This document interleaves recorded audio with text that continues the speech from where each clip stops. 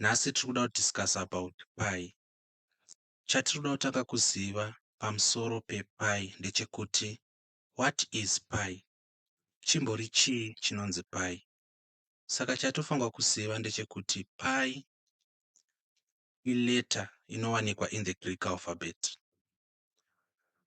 So the term pi is a Greek letter inowanikwa in the Greek alphabet. This Greek alphabet, it runs from alpha to omega. The same way the English alphabet starts with A and ends with Z kana kuti vamwe vanoiti Z. Saka paya panonzi Jesu ndiye alpha na omega, zvinongoreva kuti kana tichizvitranslata into English, Jesu ndiye A na Z, because alpha ndo the first Greek letter in the Greek alphabet. Omega is the last Greek letter in the Greek alphabet. In the outlay of these Greek letters in the Greek alphabet, we have pi kana kuti pi kana chinyorwa in English. So pi manje, mathematically now, is a constant kana kuti just a number. So we have pi as a number, but particularly pi in Ngechinzi, it's an irrational number. So pi, it's an irrational number. What do we mean kana tichiti pi is an irrational number? In other words, what are irrational numbers? Saka kana tine an idea of rationality, munhu akanzi ari rational, zvoreva kuti ari reasonable, munhu anonzwisisa, munhu ari relatable, munhu pavanhu. In other words, munhu ane humunhu kana kuti hunhu.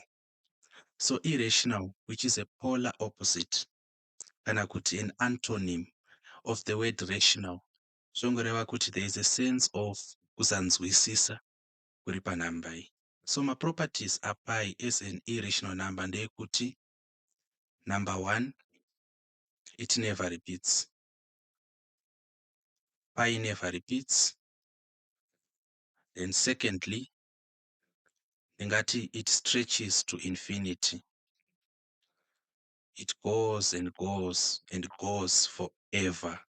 So kutoti we can actually have a pi which has up to 1,000,000 decimal places, and we can keep on going and going. Infinity is the idea of very, very large numbers.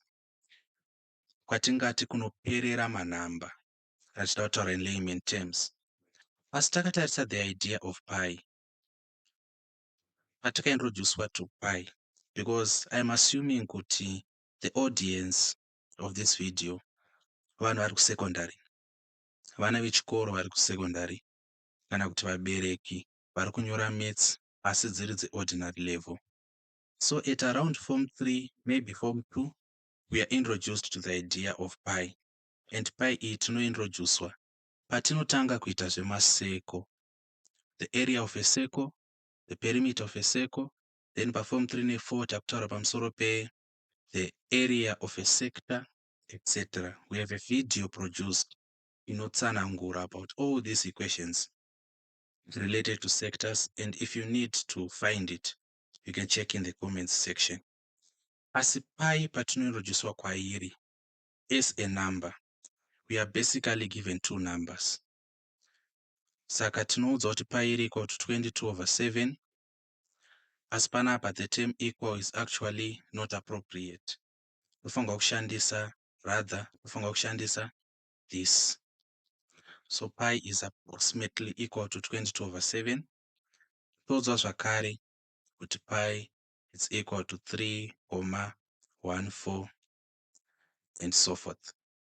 Patakadzidza pamusoro pema-rational numbers nema-irrational numbers, takaudzwa kuti ma-rational numbers, example yatinayo, primary example yatinayo yema-rational numbers, ma-fractions, kureva kuti iyi 22/7 inenge chinzi it's a rational number. It's a rational number. Asi 3,14 and so forth ndo irrational number. This is our irrational number. Mukatarisa panapa muchaona kuti panapa rekandidaiswa because this is actually some new symbol. Saka tareplacer equal to pana 22/7 approximately equal to. Asi mukatarisa patanyora 3,14 that it's equal to, hatina kuti approximately equal to. Zvandazviitira ndezvekuti muone musiyano uripo. Patadefine the pi as a number, that it's an irrational number, kureva kuti number ine kakudzungaira mairi. And my properties a irrational number ndeyekuti it never repeats and it goes on and on, stretches to infinity. It's an ending. Inoramba ichienda kusvika narini kusvika nekusingaperi. Asi panapa manje takuasaina manumbers kuna pi, takupa pi manumbers. So takaudzwa isusu kuti pi ndi 22/7 ndo yatinowanza kushanda nayo, because pese patinoweka maquestions ana pi, kana vachida kuti ticonverte pi vanotiudza kuti tishandise pi ari chii. And in most cases simsec ordinate level tinonzi tishandise pi ari 22/7. Asi 22/7 is a rational number because a fraction, yet 3,14 it's an irrational number. Saka when we speak of pi tichiitaura tinowanzokutora iri 3,14 and so forth. Panoshandiswa pi as 22/7. Reason yatinopiwa pi as 22/7 is for the need of simplicity, because kushandisa madecimals in our calculations, especially kupaper 1 kunonza kutodiwi calculator, becomes difficult to some degree. So pamunoona 22/7 ari pi, zivai kuti zvaitirwa kuti macalculations edu ave easier kuita. Asi pi chaiye anonyorwa sedecimal ari 3,14 zvichienda to infinity. Iko zvino ngachitarisai maexamples epakaintroducwa pi kwatiri. So pi ichiintroducwa kwatiri yakaintroducwa maringe nemacircles. So we have to remember kuti the circumference kana kuti perimeter of a circle is equal to 2 pi r. Tofanirwa kuzvirangarira izvi. Saka instead of writing with circumference kana kuti perimeter, ngatingoti c, which is representing the circumference or the perimeter, is equal to 2 pi r.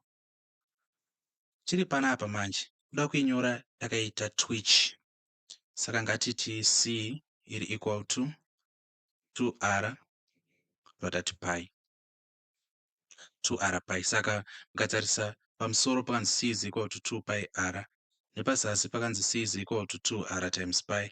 Hazvina kusiyana zvinhu izvi, because multiplication haina basa neorder, the same as addition haina basa futi neorder. Kuti 3 times 2 nekuti 2 times 3 zvakafanana, 8 times 5 nekuti 5 times 8 zvakafanana. In the same way 2 pi r yakafanana kuti 2r pi. Okay, ngatitarisei circle. Iri ndo circle redu iri. Tiri pacircle panapa, what is r? Takadzidza isusu kuti r tichibva pasenda pecircle panapa, tikadrowa line rinobva pasenda richinobata pacircumference, line iri ndo rinonzi r, meaning radius.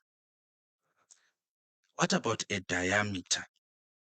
Diameter takanzi iline rinoita run across the circle. In other terms, iline rinobva pacircumference ropfuura nepasenda richinobata imwe part yecircumference. Tikatarisa this phenomenon tinoona kuti kubva pasenda panapa kunobata pacircumference ndi r, kubva pasenda zvakare kubata pacircumference ndi r, kureva iko kuti diameter iri equal to chi? R plus r. Inogona kunyorwa yakanzi 2 times r iri equal to 2r. Saka diameter e ngatiti ndi d, so d is equal to 2r.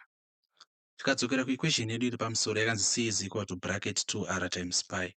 Zvoreva izvo kuti maybe toti therefore circumference is equal to pi multiplying d, pi d. And but from this relation C is equal to pi d, toda kuziva kuti pi ndiani. That is, pi in this case ichava equal to C over d. Chichaitika panapa chaitika ndechekuti toda kuti pi asare ega, saka tadivhaidha nad panapa, tadivhaidha nad panapa, mad akachekana, saka pi iri equal to C over d. This is a very important relation yatoda kutonyora panapa, kuti pi iri equal to circumference, the circumference over the diameter. That is pi. That is pi for us. Saka pi as a constant is a ratio of the circumference of a circle to its diameter. Pi inenge iri ratio. Pi is this ratio, the circumference to the diameter of a circle. So in summing up, pi is the ratio of the circumference of a circle to its diameter. But let us now find ways to determine pi. But before we do that, we need to revise something here. Saka tati isusu pi iri equal to 3,14. Reason yatisiri kunyora 22/7 ndozvandatsanangura earlier kuti 22/7 is a poor estimation of pi. Pi should be written in decimal form for it to be represented correctly. Saka pi iri equal to 3,14 and so forth. But toda kuziva isusu kuti takazosvika apa sei, what really happened to get to this point. Saka pane ma-schools of thought kana kuti pane ma-theories nema-theorems akawanda. Vanhu vakatibatsira kuva nepai vanosanganisira Archimedes, vanosanganisira Ramanujan, vanosanganisira Sir Isaac Newton himself, and other persons, mathematicians, helped us to get to the value of pi. But toda kuinvestigata kwete ese, but some of these schools of thought anotibatsira kuita derive pi kana kuti kuita determine pi. Saka our first argument is going to be this. So this is going to be number 1. Kuda kuwana pi. Ngatidai so. Ngatiti tine circle. This is our circle. Okay. Let us circle kudaro. Then we have a center panapa. And then totaita diameter. Saka chashansa assumption yekuti our diameter, the diameter is equal to 1. Saka na diameter iri equal to 1 zvinorevei? Zvinoreva kuti circumference yatamboti iri equal to pi times diameter. Ika substitute diameter c inenge equal to pi times 1. Kureva iko kuti circumference, our circumference iri equal to pi. Zviri kureva sentence yekuti circumference iri equal to pi. Iringoreva kuti tikawana circumference, which is the perimeter of that circle, tikaiwana tinenge tatowana pi. So let us take this diameter. Imagine kuti taitora diameter toda kuiwaridza pamucheto peseko yedu. Saka tichashandisa macolors akasiyana. The first is going to be yellow. So tatora diameter E, taiwaridza, tinobva pa point 9, tobva taiwaridza pamusoro peseko yedu. Yeah. So this is our first diameter. 1, tongoti 1D. 1D, that's our first diameter. But tikaona diameter iyi taibhendesa ichitevera mucheto weseko, but haina kupedza the whole circle. So let us take another diameter. Now representing it with more brighter color, maybe blue. So takubva pa this point and tatora diameter, takuiwaridza futi, takuiwaridza yagumira panapa, haina zvakare kupedza. So we have to take another diameter. Ngatitorei kuzvino green, kana makala asiriwo, forgive me, I'm colorblind. Tobva taiwaridza futi, toiwaridza chagumira samwe panapa, yaramba futi kupera. So this was our second diameter, 2D. This was our third diameter, 3D. Patine kamwe kaportion kasara panapa. Kaportion aka manje ngatikarepresente nered. Kubva papoint panapa kungosvika panapa. Tapedza seko redu. Ndoyata kuti chi? Iyi haisi diameter iri 4. This is 0.14 b of a diameter. So tikaedha tikatsvaka the sum of madiameters edu ese atawaridza pamucheto panapa. Tikada kuziva the circumference, which is c. Tinenge takuti taedha madiameters matatu. First yellow, second is it blue, third green. So matatu plus a fraction diameter katati kandozikanwa kuti ndi 0.14. Kureva izvo kuti panapa we have 3.14 as our circumference. Yet panapa tati circumference is equal to pi. That is determine because this is a unit circle. Therefore pi is equal to 3.14. Asi vamwe vanogona kuti taziva sei kuti kadiki ako i 0.14 uye malaini ako haana kuenzana kawo. And malaini angu haana kuenzana. Saka vanogona kuramba. Saka ngatitsvage a more practical, a more mathematical way of determining the value of pi. Nzira yatingawana nayo pi, we are taken far back to mainly two persons. Wekutanga anonzi Archimedes. Then wechitu ndise Isaac Newton, the most intelligent person who ever lived. Saka varume vari vaviri ava, in my opinion, ndivo vakacontributa much in the discovery kana kuti in determining the numerical value of pi. Ndo vakatibatsira kuziva kuti pi tinonyatsa kumcalculata sei. Asi in this lecture tichaita focus more on Archimedes. Archimedes was a Greek philosopher kana kuti a Greek mathematician. So Greece nyika iri yamino kumiddle east ikoko, and Greece is attributed to be a contributor of philosophy to the world. Zvekudzidzadzidza nekufunda-funda zvakanyanya kutanga kunana Greece, kuEgypt, Persia, India, zvikazopindawo kuEurope, zvava muAfrica. As you can see, we are recording a video in our mother tongue in Shona. So this is Archimedes. Archimedes akuda kunofa set himself to give a numerical value of pi. Saka toda kuinvestigate method yaakashandisa uye maderivations emethod yaakashandisa. By derivation ndokureva kuti tinotora his thought method yaakashandisa, then we derive certain formulas from there in order for us to be able to determine the value of pi. So method yakashandiswa naArchimedes inonzi the method of exhaustion. The method of exhaustion. So the word exhaustion rinotongoti paidea yekuneta, yekutora befu, yekuona kuti ndakundikana. And you are going to see why it turns the method of exhaustion, because actually it's very exhausting. So let us kick off. Zvachaita panapa ndezvekuti we have a circle. This is our circle.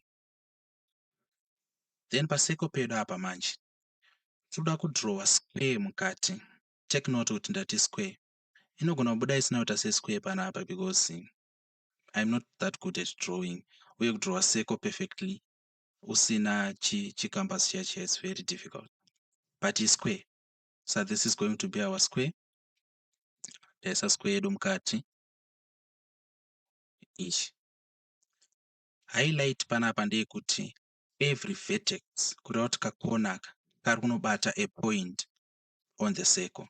Saka kona aka kakabata apa, aka kakabata apa, aka kakabata apa, aka kakabata futi apa. Tikatarisa panapa tichaona kuti tikada kuti determine the diameter, we have a center panapa. Then diameter toziva kuti iline rinopfuura nepacenter asi richibva from a point to point on the circumference. Saka iri ndo diameter redu iri. Okay, then obviously because iyi isquare kai yatiri kuda kuti ive a unit square, kureva kuti this should be 1, panapa ndi 1, pano ndi 1, apa ndi 1 zvakare, ndokuti square. Panapa yatova a right angled triangle, ndopane 90 degrees dzedu panapa. Saka kana iri a square, zvoreva kuti line iri richava a perfect bisector. Kana achiti perfect bisector ndokureva kuti line richadambura angle nepakati perfectly, richasheyanisa angle equitably.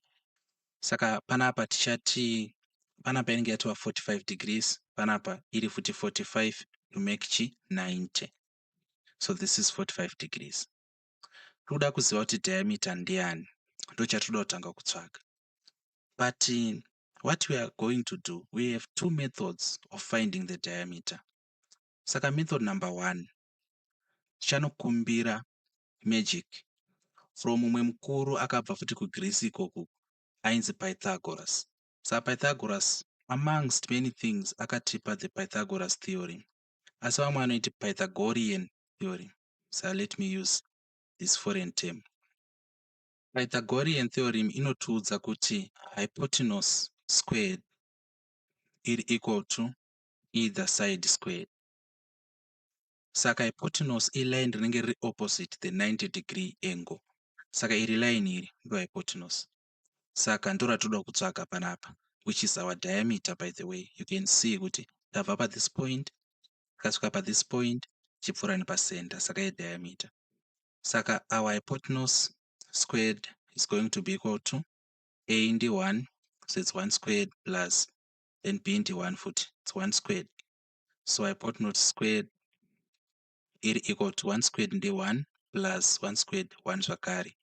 Hypotenuse squared is equal to 2. Then kuti tibvise ka square kanaka tichaisa square root, but kuti zvifanane kuti equation rirambe rebalanced toisa futi imwe square root kunoku. Saka hypotenuse yedu is equal to the root of, or square root of 2, like this. So this is method number 1 yatinoshandisa kutsvaga the diameter. Let us just introduce method number 2. So for our method number 2, tichaita invoke that mnemonic yatinofarira inonzi chashotawo. Chashotawo ndo mongo wetrigonometry. Ukangoona matriangle, pfungwa dzako ngadzimhanyire kuchashotawo. So tiri panapa tichaona kuti iyi ndiyo angle yedu iyi 45 degrees. Then toda kutsvaga hypotenuse yatichati hyp, kana kuti ngatitipe zita ngatiti inonzi x. Then tine opposite. Saka since tine opposite na hypotenuse tichashandisa chi sine. So we know kuti sine theta inenge iri equal to opposite o over hypotenuse h. Yet panapa tiri kuda sine 45.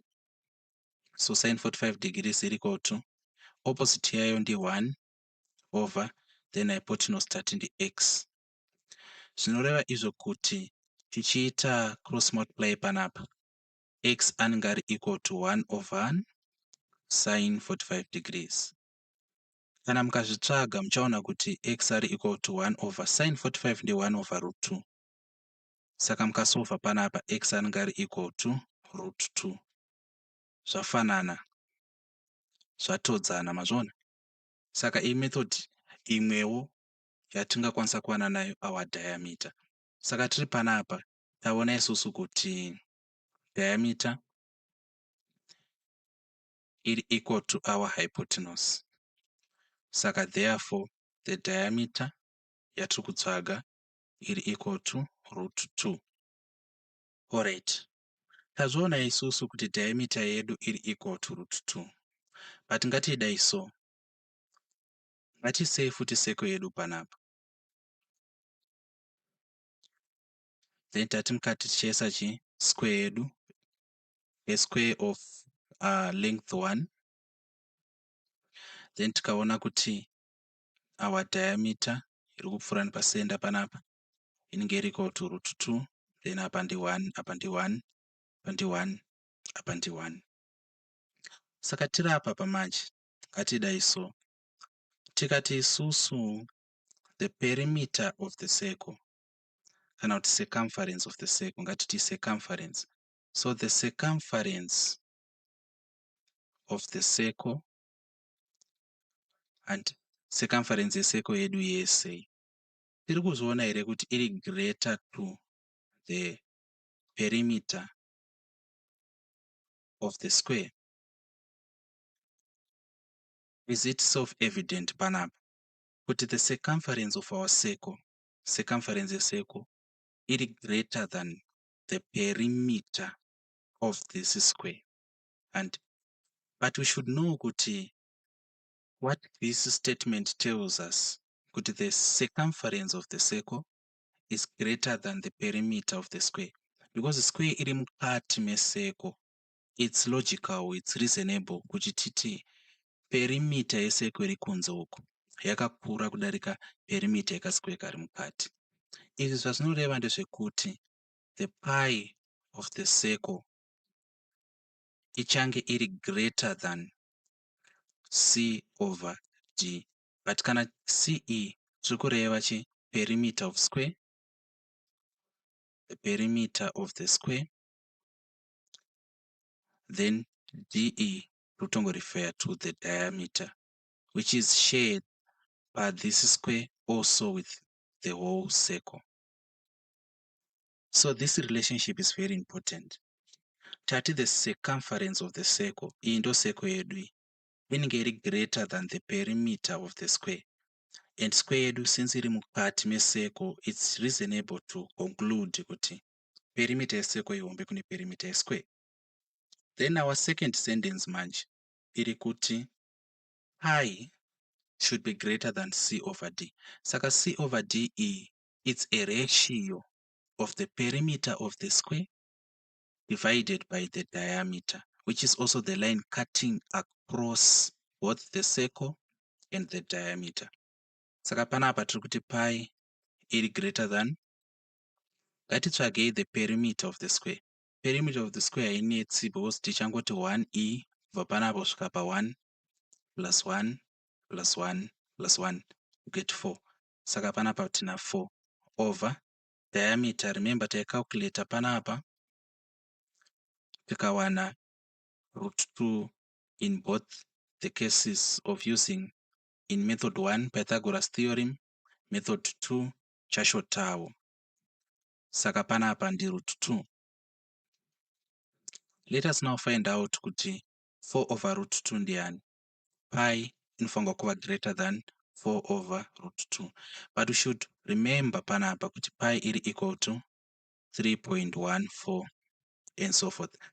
Saka toda kuona zvataita kuti zvinoita here place pi iri closer to 3.14 but greater than some certain number 1.412 and so forth. Saka pi iri greater than 1.412. We know that because pi iri equal to 3.14. Saka even though this is very small, 1.412, but at least it's a start. Tatozoona kuti pi should be greater than 1.412. Saka let us at least increase the size of the regular shape we put inside the circle. Tione kuti do we get any closer to 3.14. Zvatakuita panapa ndezvekuti tine circle yedu. This is the circle, forgive me, it's not perfect. Then mukati mesircle toda kuisa a hexagon. Just as a reminder, a hexagon is a shape with 6 sides, but we need to make sure that we put in what is called a regular hexagon. Saka the term regular just means equal in mathematics. Saka this is a hexagon with equal sides. That's a regular hexagon. So ngatitry kuidraw munomu. Saka tikaisa line panapa, side 1 iri, side 2, then toita line richabva panapa richinobata apa, rimwe robva apa richinobata apa, then toita rimwe richabva apa richinobata apa, rimwe robva apa richinobata papi. So we now have a regular hexagon. Maybe ngatiidai so. Aya masides akadai so andi. Aya masides akadai. Okay. But they are equal. Ari kusheka andi. But don't mind. Just imagine kuti ari straight and our circle is also perfect. Tadaro, we have a center. Take note kuti every vertex of this regular hexagon iri kunobata a point on the circumference. Kureva kuti pakapoint apa pari kunonamirana ne a certain part of the circumference. And okay, tadaro tikadrowa radius inobva panapa ichinobata at every vertex. Tikadai so, then imweyo ichinobata panapa, imweyo futi ichinobata apa. We are going to find out kuti tinenge tava ne 6 equilateral triangles. Equilateral because adrowiwa mukati meregular hexagon. Saka 1, 2, 3, 4, 5, 6. 6 equilateral triangles. Then tadaro, tikatarisa panapa tichaona kuti our first point panapa ndeyekuti the perimeter of this regular hexagon. So the perimeter of the hexagon is obviously going to be equal to 6. Why tatiri equal to 6? Because tichango edda. Okay, yasina kutaura kuti this is a unit hexagon. Kureva kuti ine 1 panapa, a length of 1, 1 foot, 1 upper, 1, 1, and 1. Saka perimeter is just going to be the summation of 1 plus 1 plus 1 plus 1 plus 1 plus 1, which obviously gives us 6. Tadaro, since panapa iri 1 and this is an equilateral triangle, so kuti panapa ndi 1 futi kapa. And because radius kakubva panapa kunobata apa, inofanirwa kufanana nekubva apa kuya apa, because equilateral triangle. Equilateral triangle zvichireva kuti triangle ine masides akafanana. Saka kana apa pari 1 apa panovawo 1. Then triangle ichi kana apa pari 1 apa panovawo futi chi 1. Iri line iri riri kubva pa point ropfuura nepacenter rouya pa point, zvinotipa kuti diameter yedu ive equal to 2. So we have a perimeter of 6 and a diameter of 2. Then tiri panapa we can conclude actually kuti perimeter of circle, perimeter of the circle should be greater than the perimeter of the hexagon. And it's self-evident. Then zvazvinoreva manje ndezvekuti the pi of our circle is going to be greater than this ratio, the pi ratio, the circumference of the hexagon, circumference S of the hexagon over the diameter which is inside the hexagon, which is inside the hexagon. Saka panapa pi yava greater than 6 over 2. Kureva iko kuti pi is going to be greater than 3. Iri greater than 3 kana tichidhila nehexagon. Asi kana tichidhila nesquare taona kuti pi iri greater than 1,4. Saka muri kuona here panapa kuti the more sides we increase inside the circle, the more accurate our estimation of pi becomes. Patawedzera from a square inside a circle, tichienda ku a hexagon inside a circle, tazoona kuti our estimation of pi yava more closer to 3,14. Saka this is what Archimedes discovered. Kuti the more yandinowedzera masides ari mukati mesircle, the more accurate my estimation of pi becomes. Saka ndozvatauda kuita, but this time much tauda kushandisa an abstract number of n. Just as a form of a recall, tadiscover kuti patanga tichishandisa a square, kana kuti a square inside a circle, taona kuti pi anga chinzi ari greater than 1,4. Asi patashandisa a hexagon, taona kuti pi anzi ari greater than 3. Kureva iko kuti kuwedzera kwema number of sides the number of regular sides inside the circle, until we get more closer to the value of 3,14 and so forth. But kana tikawedzera the number of sides inside the circle, tinenge tichiwedzera to make accurate the approximation kana the estimation of pi. So now let us do this because takuda kuderive a formula from the mathematics of Archimedes. Tono tingawana here formula inotiudza kuti pi are equal to chi. So panapa zvachaita ndezvekuti tichatora again another circle, but this time manje circle redu tikuda kuti rive number of sides akati wandei. Saka tongoti rakadai so.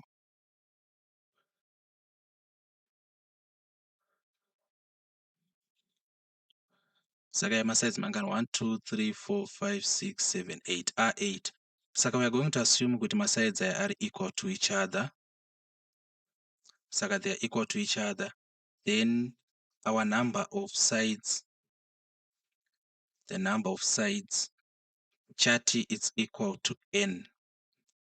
Kureva kuti we do not know the number of sides mangana, even though tichikwanisa kuverenga panapa physically achiva 8, but kuri kuti tanga tamawanza, because vanhu vazhinji vanoti a circle has only one side, cannot no sides.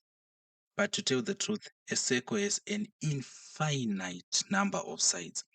Kureva kuti circle redu ka renge isircle ka, but rinoti masides toka wanda masides itwotwo much ndo tunozotipa this smooth curve of the circumference. So as you can see kuti tambotanga tine circle ranga rine square mukati andi tongoti ndo square yedu muregererawo, then tikazoita circle ranga rine hexagon mukati andika. So mukuona here kuti space iyi yasiwa panapa yakakurisa kudarika kaspace kasiwa panapa, then kaspace kasiwa apa pakatowedzera kuva kadiki. Saka the more yatinowedzera masides mukati mesircle, the more masides paanonamatirana necircumference, kusvikira circumference pava tumasides tudiki diki twakabatana, tumasides itwotwo ndo tunozotipa a smooth curve of the circumference. Saka panapa tichati number of sides is equal to n. Tati number of sides is equal to n. Let us now do this. Saka we have a center. And tine center, ngatidrowei 2 maradius ari kunobata mavertex. Again mavertex edu anenge akanonamatirana necircumference. Saka tine line richabva pacenter riri kunobata panapa iri. Andika? Okay? Toita futi rimwe line. So this is a radius because rabva pacenter richienda pacircumference. Rimwe line richauya futi rinobata futi papi panapa. Handiti? Yova futi chi r. Then tadaro imwe assumption yachaita ndeyekuti diameter, our diameter is equal to 1. Kana diameter iri equal to 1 zvinoreva izvo kuti the circumference is equal to pi. And tambozviratidza, you can go back a few minutes, especially kwatanga explanation yedu determining pi. You find out why tadaro, but as just a reminder, maybe we know kuti the circumference is equal to pi times diameter. So kana diameter is equal to 1, so circumference is equal to pi times 1, which is what? C equal to pi. Ndokwazviri kubva. Alright. Tiri ipapa apa manje. Ngatiti taisa a line, a perpendicular line, rinobva pacenter, robva ranobata paline panapa perpendicularly. Saka since kashape kedu kari mukati mesircle kari regular, zvoreva kuti perpendicular line redu iriri richa bisector line iri, which is a side, because a side, remember. Saka ngatiti panapa ndi a, apa futi ndiani ndi a, because kubva papoint kunobata panapa pane line ragura this whole line into half, nekubva papoint kunobata apapa ndopanoti pa this side, which is the side of a regular polygon which has n sides. Tadaro, let us make this angle theta. Saka takuda kuziva kuti kubva apa kunobata apa imbori chi. So tiri apa manje. Zvatichaita ndezvekuti tichadai so. Tichati susu todotsvaga a. Saka obvious tichashandisa chi? Chashotawo. But mukushandisa kwedu chashotawo, zvatichaita ndeizvi. Tirikuona kuti tine our radius. And radius yedu inenge iri half. Why that radius yedu I half? Because diameter ndi 1. Diameter kubva pa point ishi topfuura pasenda chinobata futi chi? Point inenge iri pa circumference. Saka radius yedu I half because tichada futi kamwe ka half to make 1. I hope you understand panapa. So kuti tiwane this angle theta, tine an opposite na hypotenuse, so that we are going to shandisa sine theta equal to opposite over chi? Hypotenuse. Of which this is sine theta, of course. Opposite yedu ndo angle yatiri kutsvaga a over a hypotenuse of half. Mukasolva panapa muchaona kuti sine theta iri equal to 2a. Vamwe vangabvunza kuti 2a yabvepi tsano? Saka rikatiratidzei 2a yabva pakuti tati isusu sine theta iri equal to a over 1 half. Zoreva zvekuti sine theta iri equal to a divided by chi? 1 half. Saka sine theta iri equal to a times 2 over 1. Tapidigura kapa pidigration. Sine theta iri equal to 2a. Ndokwayabva. Saka taona isusu kuti sine theta iri equal to 2a. Ngatidai so. The side of this polygon inenge iri equal to chi? Iri equal to kubva panapa kusvika panapa a plus kubva apo kusvika pa a, which is also 2a.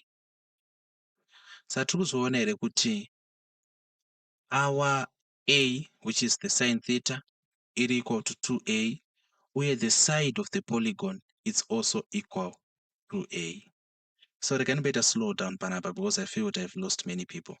Zvaitika panapa ndezvekuti toda kuziva kuti a ndiani, tichishandisa ka right angle triangle katawanaka. But kabva pakuti taisa a bisector, which is a perpendicular line, rabva pasenda richinobata pakati a side. But this is the length of a side. Tikati apa ndi a, so obviously apa pachava futi chi? A. Then kuti tiwane theta taona kuti we have to use sine pachashotawo. So sine theta iri equal to a over half, which translates to 2a. But this sine theta is equal to 2a, and the side of a polygon is also equal to 2a. What this means is, therefore, zviri kureva izvo kuti a side is equal to sine theta. Statement irabvepi? Rabva pakuti tacalculate tikaona kuti sine theta iri equal to 2a. Tacalculate zvakare tikaona kuti a side is equal to 2a. Saka kana according to laws of logic, kana a are equal to b, a are equal to c, zvoreva izvo kuti b are equal to c. So using this panapa, since sine theta are equal to 2a, side also equal to 2a, zvinongoreva izvo kuti side riri equal to sine theta. As some box because this is very important. Having done so, panapa takuti perimeter, the perimeter of the inner polygon, chakuradzaiwa taita kuti inner polygon chi iri equal to chi? Number of sides, the number of sides multiplied by one side. I'm going to explain statement here. Saka tiri kuti perimeter of inner polygon. Saka iyi ndo polygon yedu kai ishi. Polygon yedu iyi. Andika iri mukati meseko. Tati the number of sides ndi n. Then taona panapa kuti one side ri equal to sine theta. which is also equal to 2a. So statement iri zvari kutaura ndezvekuti tikada kutsvaga the perimeter of this polygon, yandati inner polygon, inner because iri mukati meseko, tichati number of sides of that polygon multiplied by one side. Ndo zvinongowanika, ndo mawaniro atinoita perimeter. Kuti tikaziva kuti shape yedu iri regular, kureva tine masides akafanana, tikaziva one side, tikati one side iroro times number yemasides, tinowana chi? The perimeter of the whole shape. Maybe to help you visualize zviri kuitika panapa, remember tambenge tiine seko,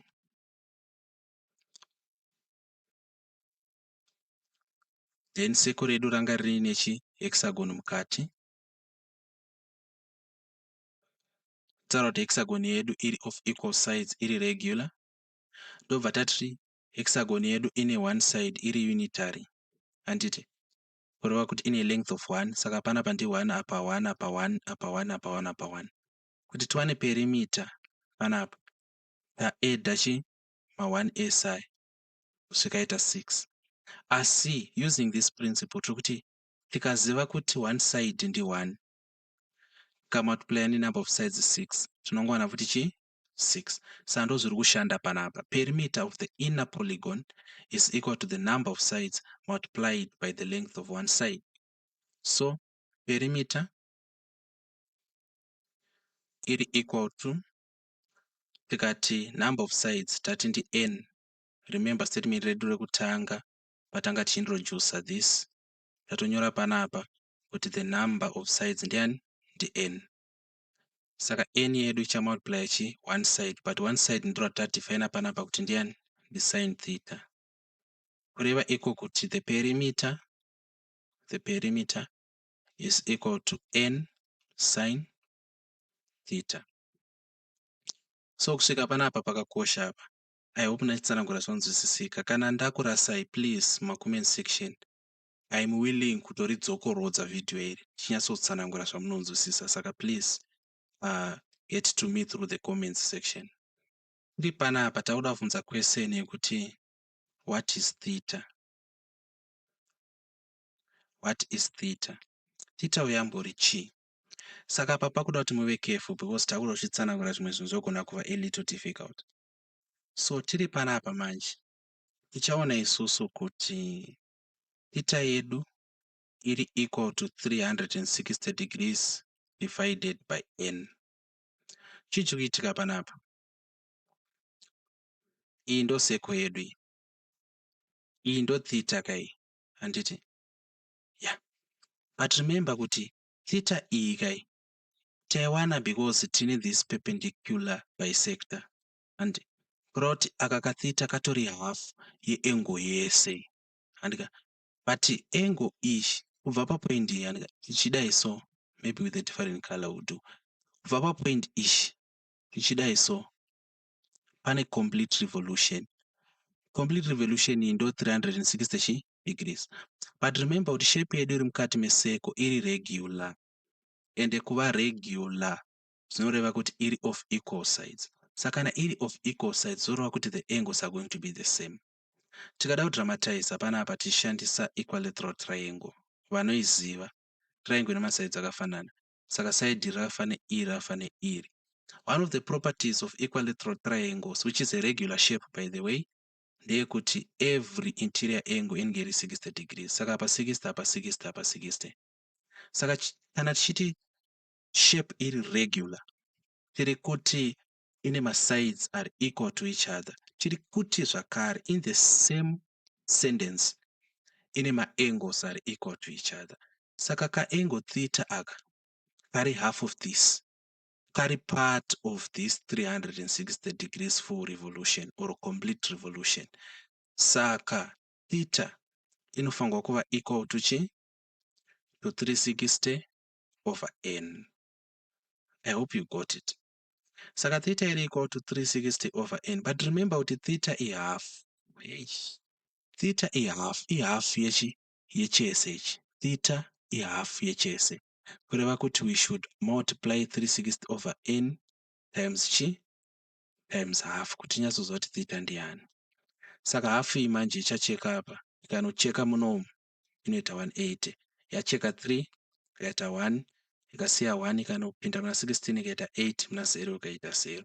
Kureva kuti theta iri equal to 180 over n. Therefore, tichidzokera panapa, perimeter of this inner regular polygon iri equal to n times sine, then theta to replace na 180 over n.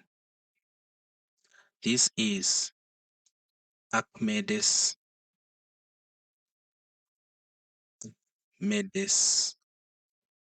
formula. So tichiri apa manje tambotaura isusu kuti perimeter yedu kana circumference iri equal to pi.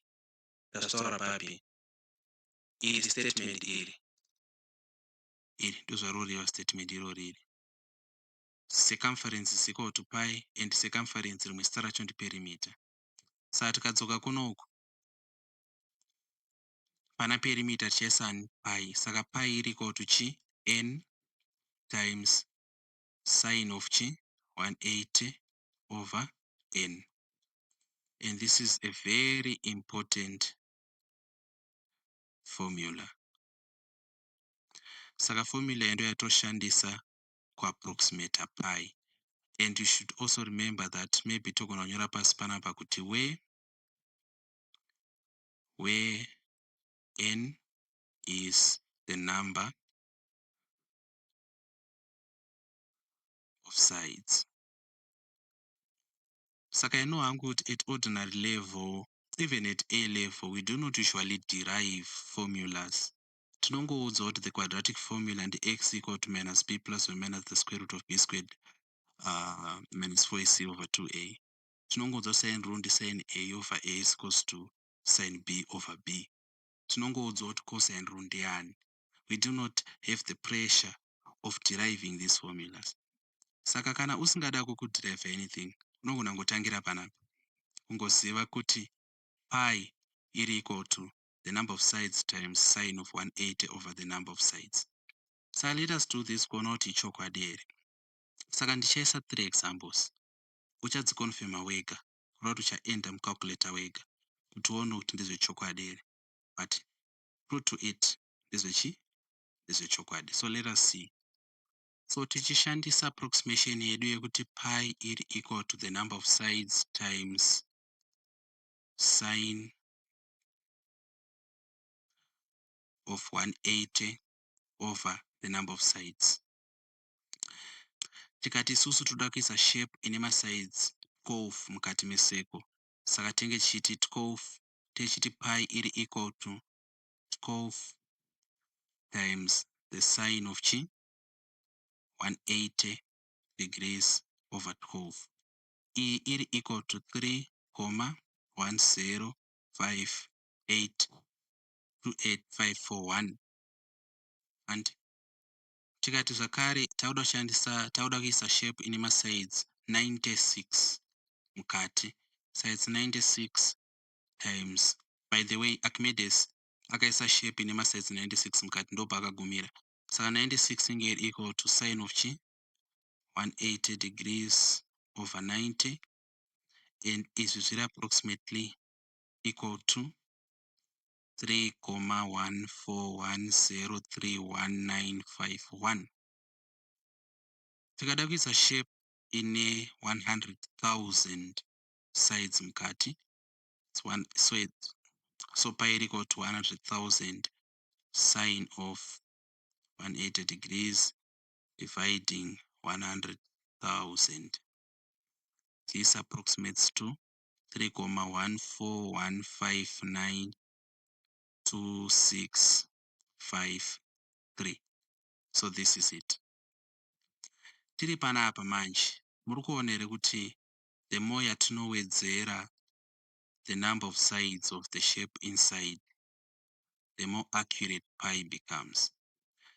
So tisatapedza, maybe as homework, ndoda kuti mushandise zvese zvatambozama. Find pi where Part 1, n is equal to 4. Part 2, n is equal to 6. So izvi taisa shape ine masides 4 mukati, taisa shape ine masides 6 mukati. Maybe as a bonus, n is equal to 8. Taisa shape ine masides 8 mukati. So this is going to be your homework. Pi e3,14 zvichienda kusvika mheno. And vanhu vanoclaima the values of pi. So kutoti akaclaima akawandisa akaclaima 70,000 decimal places of pi. So we are going to just do maybe 100, changodana 100, just to enjoy. But people are really crazy. Kuzuka ku 70,000. Wakaclaima manamba musoro just to set a regular record. I mean, I don't know. So let me show you pi, then we conclude. Saka that is the value of pi, and I Google out. So pi is equal to 3,1415926535897932384626433 and so forth. So another promise I just got 100, but I had to donate this. So pi is very fascinating. If you need to enjoy mathematics, try to look into pi. It's fascinating. If you enjoyed this video, kana madzidza mabatsirika, of course, please subscribe, share and like. If you have any questions mathematics related, unogona kumaisa mumacomment section kana kunditumira directly. Matarisa kuma details of this YouTube channel, you are going to find my contact details. You can get to me and send those questions through. I will try to record videos explaining those questions. Pari zvino tanga tiri more focused on ordinary level mathematics questions, but we can also stretch to pure mathematics questions, some physics, and other math and science issues. Thank you.